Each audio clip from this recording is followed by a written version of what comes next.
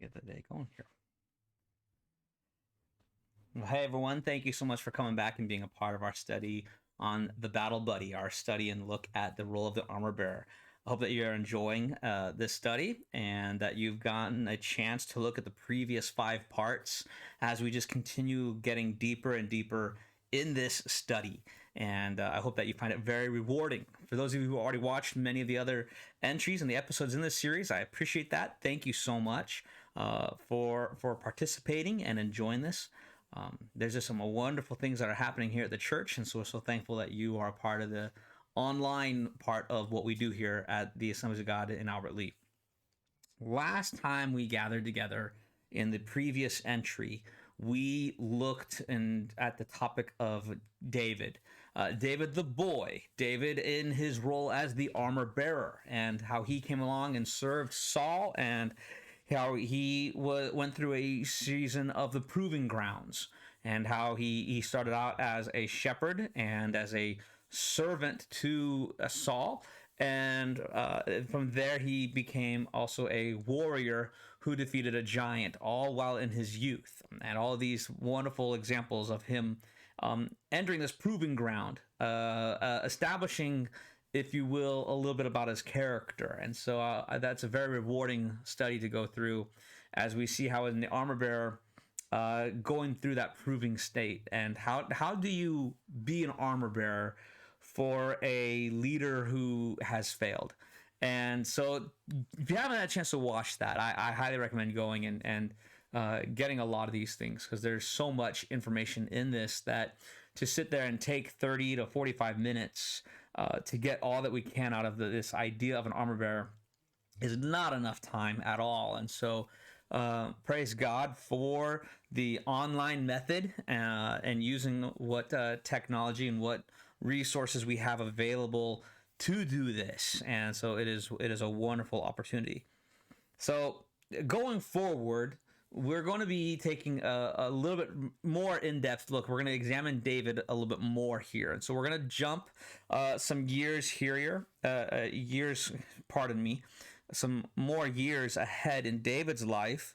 We looked at his youth, and now we're going to see how he grew in that role, how his role of the armor bearer has now impacted his functions as an adult. And so we're going to look at that. And so we see through all of First Samuel, and if you want to get your Bibles and be ready, we're going to look at a few scriptures here as we examine other parts of David's life. And First Samuel is very key to understanding David's heart and his mission and what he's been doing. And so it's going to be really, really good for us to dive into that. And so we see here that David has faithfully served Saul for many years. He grew in skill, he grew in stature, he grew in understanding, he grew in his relationships, and really just kind of worked himself up into Saul's service, and all the stuff that has gone on. And even as Saul had failed, he was rejected by God because of his many sins and the pride of Saul's heart, David still faithfully served Saul. And there's some great examples in that too. And even when the rejected leader turned on David, when Saul turned on David and thought to harm him, David was still loyal to Saul. He still held Saul in high regard. He still honored Saul, even though Saul was hunting him. There was animosity that he was held, and so it created this harsh situation. And as difficult as that situation was, David was still loyal, and even when he had the opportunity to end it all, when David had the opportunity multiple times in the scriptures to put Saul down, to end Saul's life, David did not. In fact, David wanted to do anything else but hurt Saul. He still honored the man. He still respected that leader, even though the leader was antagonistic towards him, which I think is a really key thing in understanding our element when it comes to serving fallen leaders. That we can still hold the individuals, we can still hold the office in deep high regard. When we have to serve them or to honor that role, even if we, like David, had to leave for his own safety, he had to get out of Saul's proximity.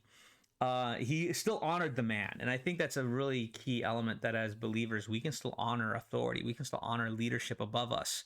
Even when that same level of authority tries to hurt us, there can still be honor on our part. And that's an important key for the armor bearer. And so that's a huge thing. And that's that opportunity. One of the opportunities is found in 1 Samuel 24. In 1 Samuel 24, Saul enters the cave. David has the opportunity to end his life, and he doesn't. And we'll talk more about that in here in a bit. Now, like I said earlier, to spare his life, David had to leave Saul. He had to leave that proximity that he had with that leader, and in order to save his own life, he went into the wilderness. And when he did so, he still did not want to dishonor Saul. He did not want to dishonor what Saul was doing. And so he has that place.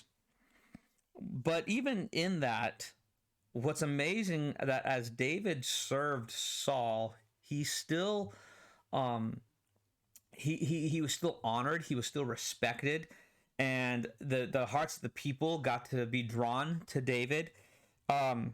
David's heart, his strength, his ability inspired people. And so when David went on the run, it says that many people joined David. And I want to read that passage, it's two passages in 1 Samuel 22 verses 1 and 2. It says here, that David departed from there and escaped to the cave of Adullam. And when his brothers and all of his father's house heard it, they went down there to him. And everyone who was in distress, and everyone who was in debt, and everyone who was bitter in soul gathered to him, and he became commander over them. And there was with him about 400 men. So it's not even an exact number, just about 400 men. So give or take, around 400 men joined David as he's in hiding. And they sought him out because David displayed a fantastic heart for us that we can glean so much from. Okay, and so here's what I want to say about this in regards to the armor bearer, being an armor bearer, that battle buddy. A great armor bearer will always inspire other armor bearers. It will always inspire more armor bearers to rise up. David served well, okay? He exemplified loyalty. He exemplified loyalty first and foremost to his God, then to his nation, and then to his master. And in that order, he was like, I'm loyal to God. I'm going to be faithful unto God. I'm going to be faithful to our people. I'm going to be faithful unto my leader. And he exemplified that, and he served well in that regards. I mean, people were able to see and recognize his respect for Saul. And those around him saw that. They saw his heart. They saw his loyalty. They saw his inspiration. And so they saw this, and they were inspired in kind. They were inspired to join this man.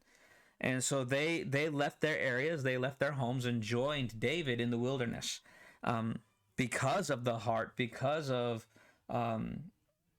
just the way David served, really. So the people came to him. Why is this important? Is because armor bearers meet needs. So the people came to him, and in 1 Samuel 22, verses 1 and 2, you get a picture of what kind of men initially started following David. We recognize that the armor bearer is key to meeting needs.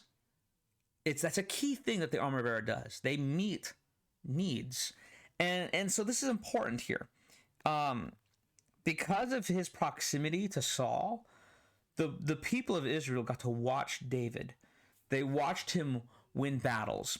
They watched him serve Saul. They watched him be diligent, and so they saw David meeting the needs of the king and of the nation, and so they saw this, and so now David's on the lam. He's on the run, and the needy people come to him. The needy people arrive in that place for him, and they meet them. And so what happens right here is an amazing transition that is both natural and needful, but it's also, for lack of a better description, we can probably even go so far as to say, maybe even middle management style, middle management, where he goes from being the armor bearer and leading troops to now he's much more the servant leader. Okay, so I want you to catch that he's transitioning from an armor bearer to a servant leader in this particular role. He's becoming that servant leader. He still viewed himself as a servant. He still viewed himself as one who wants to help his leader. He wants to help the king. Even though he had to stay away for his life's sake, he still wanted to serve and honor Saul. And yet people came to David to be led by him. So that's kind of a key way of looking at what is a servant leader. Is he still views himself as a role where he's a servant. He's underneath someone's authority. He's underneath, he still has somebody he's looking up to, that he's aspiring towards. But at the same time, people come to him to be led by him. And that's a very important element in that. And so they do that. Now, in one of our previous teaching series, actually it might have been the previous one, I did a teaching series on leadership God's way. And that's a great series on leadership. So if you want to learn how to be a great leader, influencer, team leader, whatever the case may be, I go and see. I highly recommend going and listening to Leadership God's Way to really get a deeper understanding of what does it mean to be a leader in God's economy. And there's really good there. But in that series, I spoke on just the importance of recognizing leaders above you and inspiring leaders beneath you. And that's a key thing. And because we need to be raising up other leaders. And this is a key part where that servant leader, aka the good armor bearer, can come into play here, because now you have this ability to inspire other leaders. Servant leaders, or leaders who serve well, aka a good armor bearer, all right, inspires others to come after them that want to be taught after them. You find that example of someone who's inspiring, and you want to follow their example. You want to follow the way that they do things, and that's a huge importance there. Okay, wanting to be taught. Even Jesus, and I love this about Christ. Even though he was God with us, the God in flesh, the Son of God, the fully deity, yet even Christ Jesus exemplified honoring authority above him. And he says it in the Gospels when he says, I only do what the Father tells me to do. And I love that, because that's a great example of this, that humble leadership, where even the Son of God says, I only do what the Father tells me to do. And that's an amazing thing, especially when you consider all the great things that Christ did, and the miracles that Christ performed, and the things that he taught, and all of his followers. That is such a key thing in that moment. And it's so beautiful too when we see that Christ honored those above him, the Father, and taught those underneath him, the disciples. And that's so important there. See, they see servant leaders They operate by going and operating faithfully in God's design and structure, and God's design, the flow of authority. Our God does not just say, "Hey, here's the big mess. Everyone just go do." Um, when he created and established order, there is a flow of order. There's a flow of authority.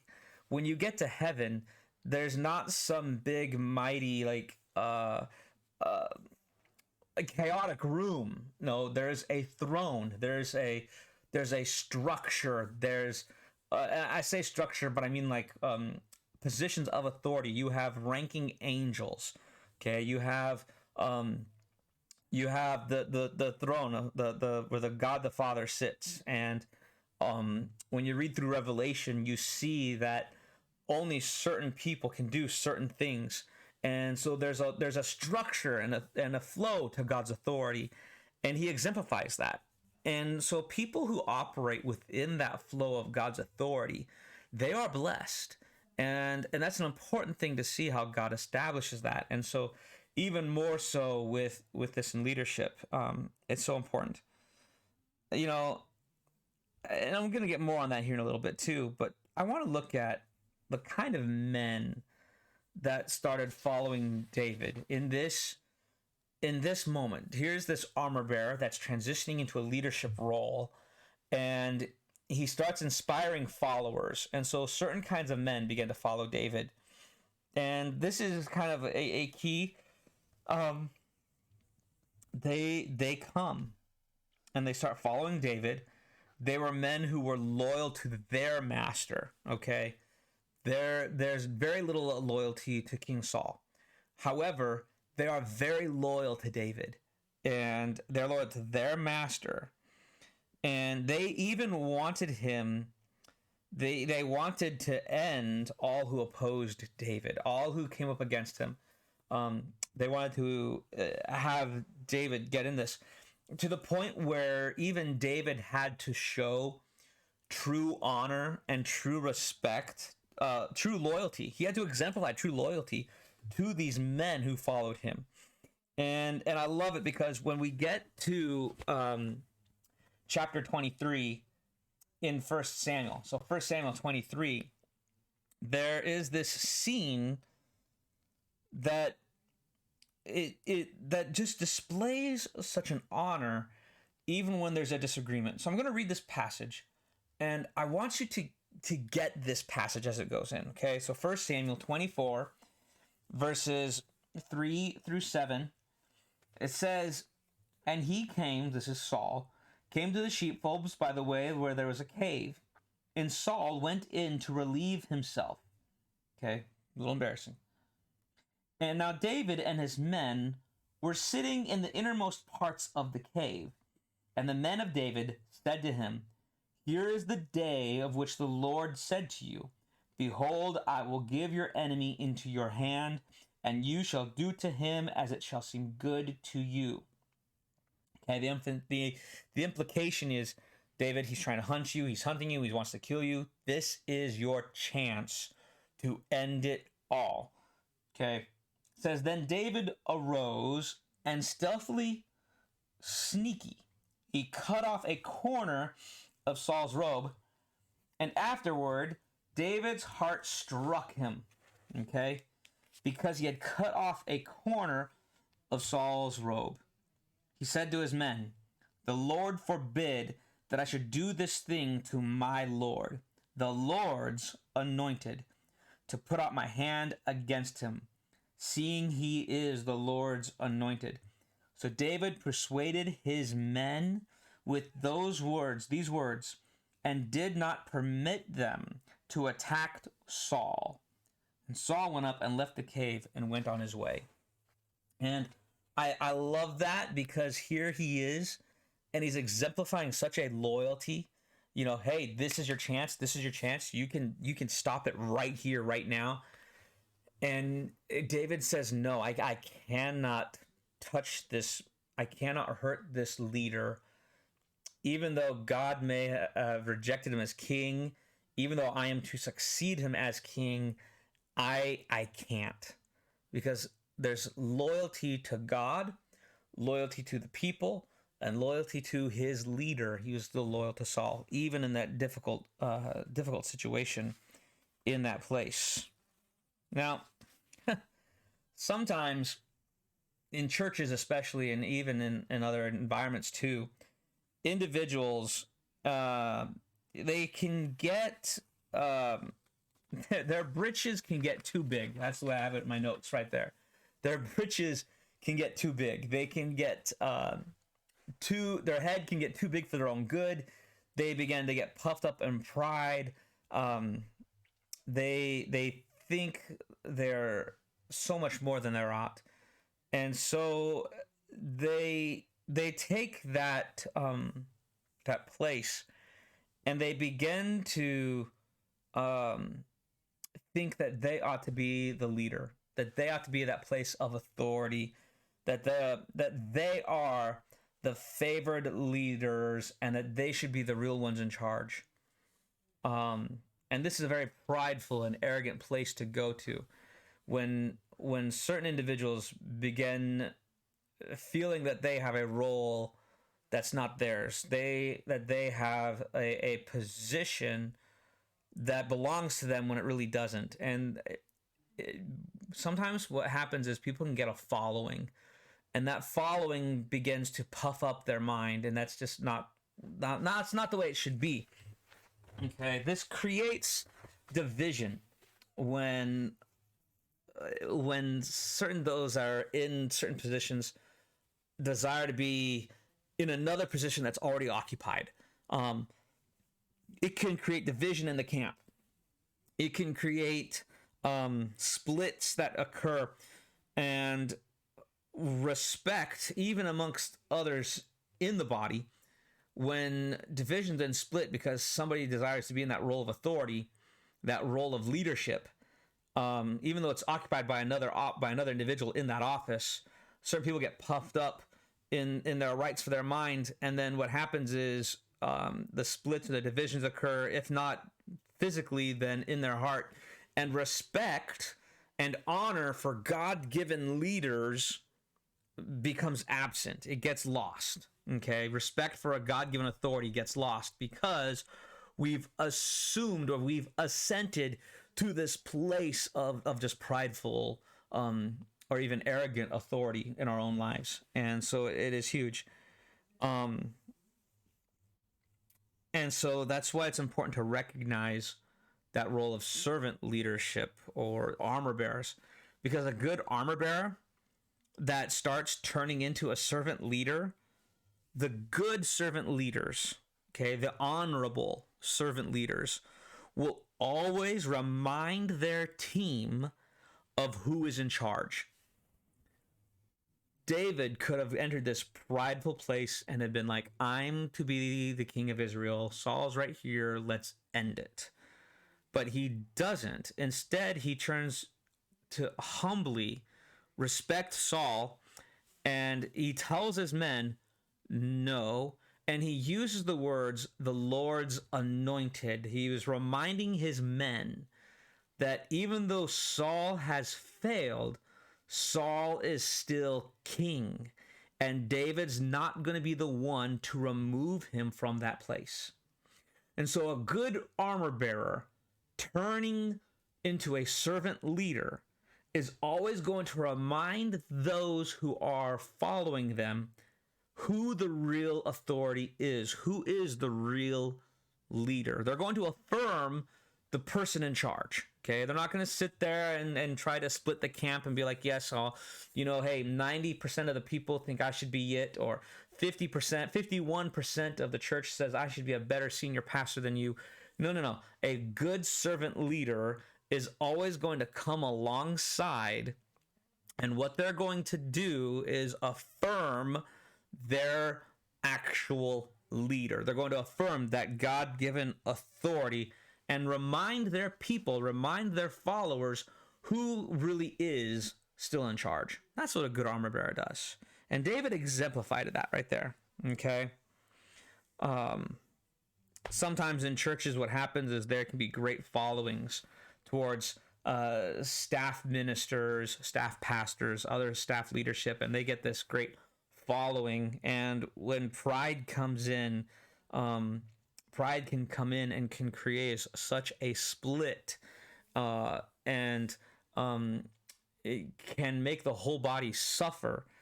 But a good armor bearer protects themselves from that kind of prideful arrival, if we can put it that way. Okay, the wise armor bearer reminds those that get out of line that, let me say this, the wise armor bearer reminds those who start to get out of line that God has established his authority, that God has established his structure, and that we must walk faithfully until God removes the issue, removes that leader in his timing, in God's timing. And so they until then they walk in that humble armor bearer, that role of protecting their leader as best they can, and that's huge.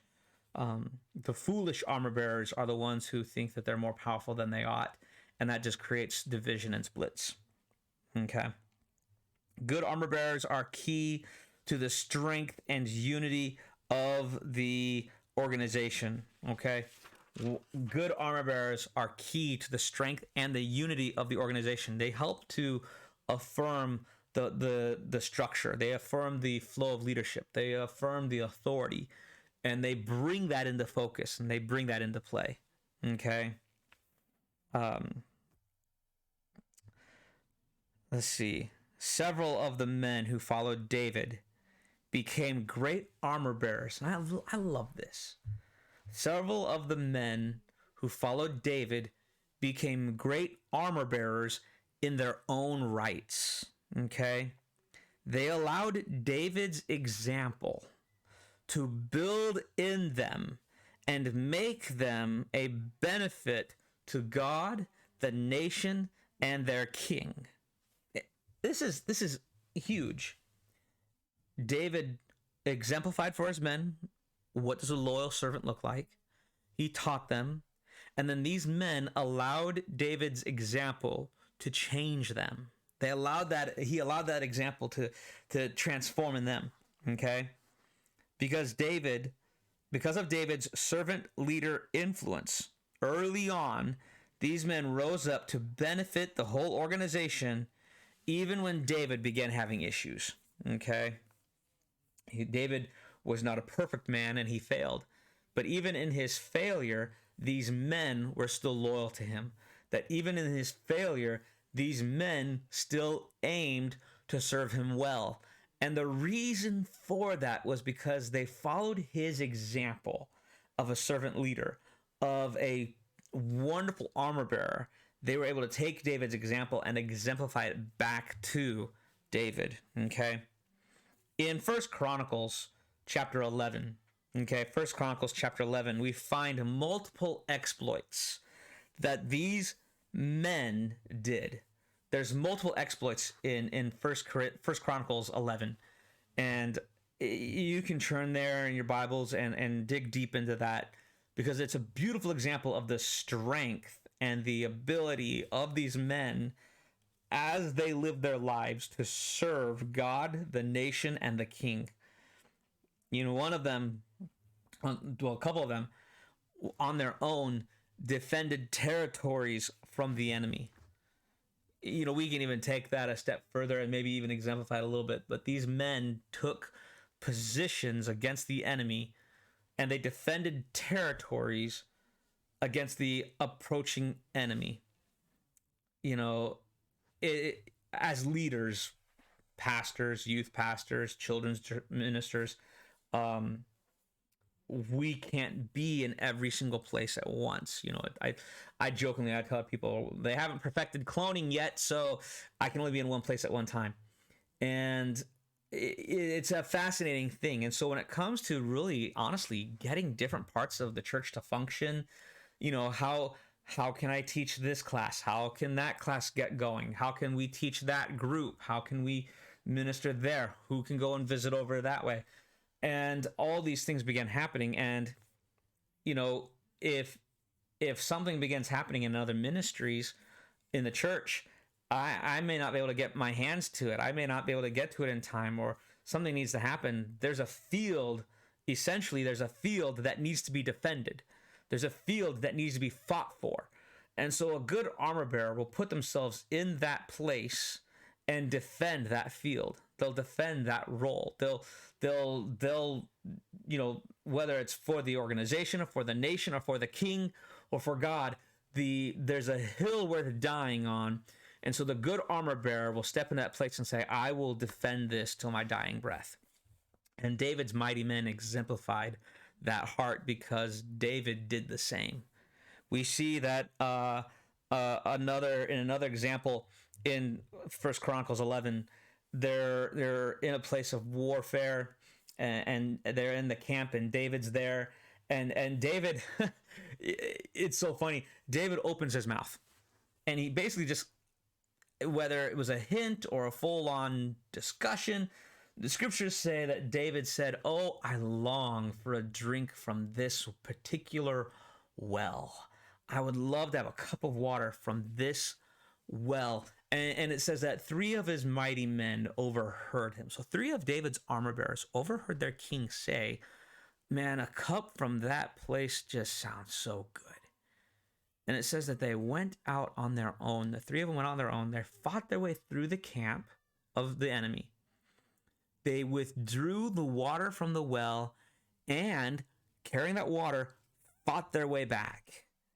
That is impressive. They wanted to bless their leader when he just gave a hint. And that just speaks so well. Good armor bearers want to bless their leaders. They should want to bless their leaders. A couple weeks back, we were talking about Jonathan and his armor bearer. And Jonathan says, let's go up and attack this enemy camp. And the armor bearer looks at Jonathan and says, I am with you, heart and soul. Let's go. Why? Because a good armor bearer, they want to honor their leader. And so again, David's loyalty that was on display and how he blessed Saul, even when there was a disagreement, was exemplified to his armor bearers. And David's armor bearers, these mighty men, took that to heart. And when David just had a hint of, "Oh, I'd really love to do this," his armor bearers are like, let's make this happen. To the point where they risked their livelihood, they risked their safety, they risked their life just to bless their commanding officer. That's such a huge deal. And it speaks so greatly of the kind of man that David was, and also the kind of men these guys turned into, that they wanted to bless their leader. Another example, another exploit that these mighty men did is Benaiah. He jumped into a pit on a snowy day to kill a lion. There's another one where it says he went up against an Egyptian giant who held a spear that was just massive, and he just goes off at them. You know, the example of that scripture just speaks so wonderfully that they went off against enemies. They went off and dealt with an enemy before the enemy became a major problem. You know, when we raise up armor bearers, they need to learn from good armor bearers on how to handle disputes quickly, how to handle conflict efficiently and quickly. You know, if it's a small enough issue where the armor bearer can handle it, great. You know, because it's like, hey, if I can stop this disagreement, if I can stop this fight, if I can stop this issue before it grows and has to bug the one above me, I can do well by that. I can honor my leader by taking care of the small fox now, so that he does not have to address it. And so that was one of those things that these men just began to exemplify and walk in these places. Okay? Where these men are at this point is a result of the armor bearer that went before them. Okay, you kind of seen the hint here of David was a great armor bearer. and it grew and it inspired others, and these others followed him and followed his example, and they became great armor bearers. I call this the second generation of armor bearer. You know, David was a good one, and then this next generation that followed David's example and became even greater is so important. These exploits of theirs are just a clear example of the heart of their previous armor bearer. They received the heart of their previous armor bearer, and they're building up more on it. Okay, they're building up more of this desire to serve their leader. Okay, what made these individuals a touch above was their willingness to follow, and I love that. What made them great servants, what made them great armor bearers, was they were willing to follow a follower. They were willing to follow their king, and they were willing to follow his heart. David was a great leader because he submitted to God's authority. The followers became capable of doing great exploits because they followed one who followed God. They exemplified, they took that heart and they allowed it to change them, and they did these great things. And they learned to operate within that same heart that David operated in. So here's the question. Here's the thing that's important for us as leaders, okay? As leaders, we want to raise up other leaders. And that begins by establishing the role of armor bearing. Okay? We want to raise up other leaders. We want to raise up teachers. We want to raise up the next generation of ministry leaders, or next generation of leaders in the workplace. And a lot of that comes down to just recognizing that role of armor bearer, that they come and they watch us lead, and they serve, and they have our back, and they have our heart, and they learn from us, they watch us, and we have that good selection of armor bearers. But then what we do is we take it a step forward. We take our good and proven armor bearers, and we have the armor bearers that are after them come and learn from them. You want to be an armor bearer, you want to serve in this ministry of the church. Okay, wonderful. What kind of an armor bearer are you? Okay, you're fresh, you're really green. Let's do this. There's an individual over here who's leading this ministry. He has my back. He's a great example of somebody who I know I can trust. Why don't you go and sit under them and learn from them, and so that you can get that heart as well, and then you allow that heart to be multiplied, because we want to have great many armor bearers, because an armor bearer will grow. They'll become servant leaders, and that's wonderful. But then we still have to keep that pool of armor bearers growing and growing, and we want to make sure that we have good armor bearers. And when we find great ones, we know to pair up apprentice and master, if you will. Follow. Paul says that follow me as I follow Christ. Because why is he saying that? That wonderful example of recognizing where a great heart is, and walking in it and proving it is so vital. And so I guess when we look at this part of David's life, it's important for us to grasp and to recognize that David reached a place where he began to gather people to the campfire. They began to come to him. They began to gather with him, the gathering at the fire. And as they came to him, they came to come alongside, and David led them well as a servant leader. He was still an armor bearer even in that role, and he showed it, and he taught the other men how to be good armor bearers as well. And so that is such a wonderful principle for us. I hope that you got a lot out of today, that it was a very refreshing study as we looked further at David and his role and how it impacted armor bearing.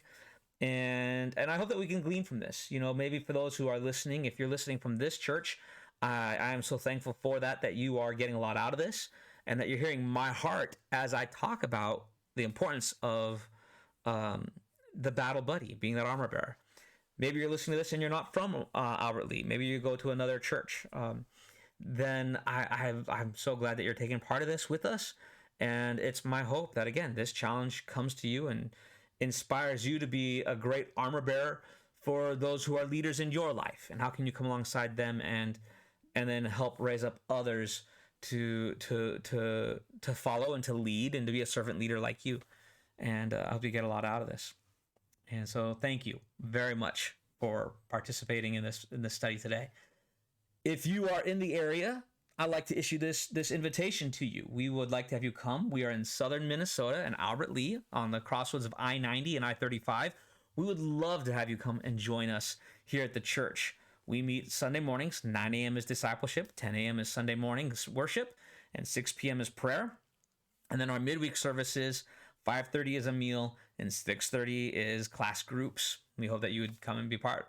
If you can't join us and you're watching these online on the internet on YouTube because you're out of state or out of the way, I get that, and I appreciate you joining with us. We live stream Sunday mornings at 10 o'clock on our YouTube channel, and then we post it in our church app. And then our midweek program is released every Thursday morning at 7 a.m.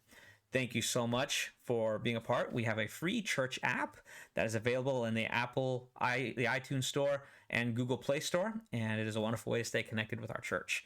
If you would like to give financially to help us increase our ability, we would absolutely would love that, and that would mean a lot to us as we are always trying to seek to improve our capabilities here at the church so that we can minister even more effectively to reach not just our neighborhood, but around the globe as well. So thank you so much. There's links in the description below for giving. If you use the church app, the giving tab is there listed in the church app as well. Thank you so much for being a part of this study. I hope that you've got a lot out of it, and I will talk to you again next time. Until then, God bless, and you have a wonderful day. Thank you, and until next time.